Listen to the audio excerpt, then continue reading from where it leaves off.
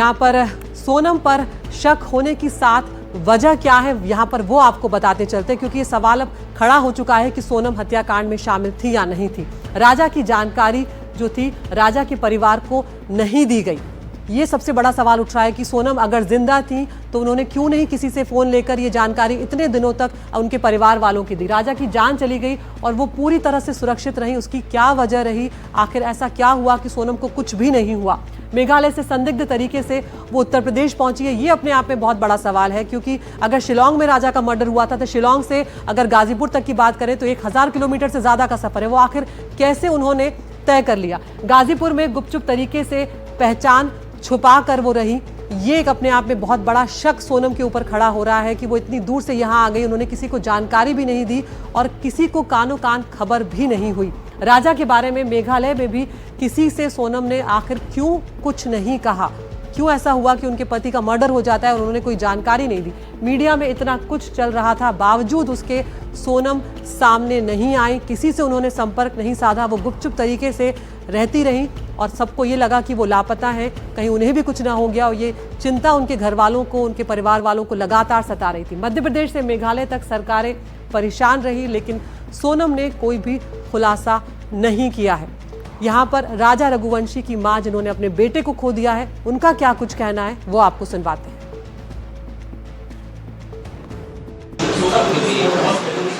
घर पे कोई बात नहीं हुई थी।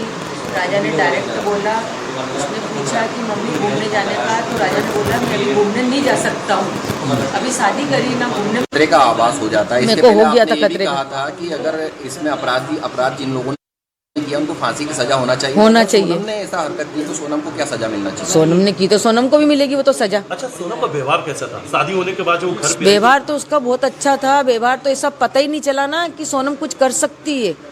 अभी भी यकीन नहीं हो रहा कि सोनम ने करके कैसे क्या हुआ। सोनम की कॉल डिटेल बता रही कि घंटों लगातार वो राज कुशवाहा से बात कर रही थी। यहाँ घर पे भी फोन चालू था, हाथ में फोन था? नहीं, मेरा फोन चालू था ना, स्विच ऑफ बता रहे। सोनम लगातार फोन पे बात कर रही थी। नहीं तो वो उनके यहाँ मालूम होगा कि उन लोगों ने कितनी बार बात करी, राज पुछताछ करी नहीं करी। मैं वो उसको पहचानती नहीं ना कौन था। हमको जरा सी भनक नहीं है, किसी को भनक नहीं हमारे घर में कि कौन था कि कौन नहीं था, किसी को निराश।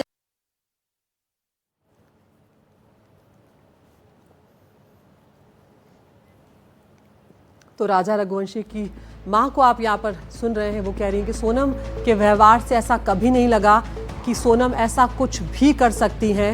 और उनका ये कहना है कि जिसने भी उनके बेटे की हत्या की है उसे सजा मिलनी चाहिए। अगर सोनम ने हत्या की है, सोनम उसमें शामिल है। और क्या कुछ कह रही है सुनवाते हैं। तो बोले हाँ मम्मी मेरी सांस फूल रही है, तो मैं इनकी कुछ खा लो तुम। तो उन्होंने बोला था कि कॉफ़ी पी थी तो वो काफ़ी इतनी गंदी थी तो मैंने वो काफ़ी फेंक दी। राजा ने कहा? राजा ने नहीं कहा, राजा ने नहीं फेंकी कॉफ़ी, सोनम ने फेंकी थी। नाम को जब सामने आ रहा है, सोनम पर ही ये संगीन आरोप लगे हैं, सोनम पे ही पूरी आरोप लग चुके हैं।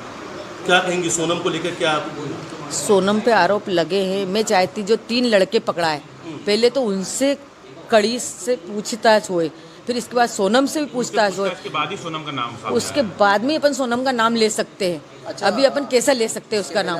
अपन ने, मैंने उसको दिल से मानी, मेरे बेटे ने दिल से माना। साफ कर दिया है कि सोनम ही किराए पे लेकर के गई थी भाड़े पे और उसी ने मर्डर करवाया। हो सकता है सोनम ने जब उसको चेन पहनने का क्यों बोला? कौन पत्नी बोलती कि तुम चेन लेके आओ घर से? कोई पत्नी बोलती क्या? अच्छा, जाने का टिकट सोनम ने करवाया था और आने का टिकट नहीं करवाया। जाने का टिकट सोनम ने करवाया था।